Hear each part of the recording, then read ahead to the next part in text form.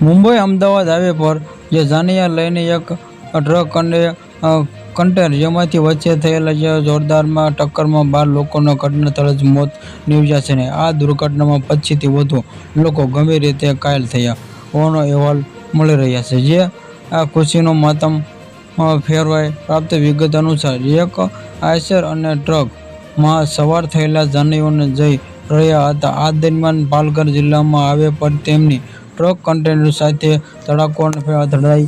અકસ્માતનો એટલો ભયાનક હતી કે ટ્રકનો જે અકસ્માત બહાર નીકળ્યો હતો, જેમાંથી અચાનક બનેલી આ ઘટનાની લગ્નની ખુશીમાં પળવાર માતમમાં ફેરવાઈ ગઈ હતી. જે આશરે તરત જ ચીસોની થઈ મચી ગઈ હતી, જેમાંથી ઘટનાની જાણ થતાં જ સ્થાનિક પોલીસ અને રાહત ટીમો ઘટના સ્થળે દોડી ગઈ હતી.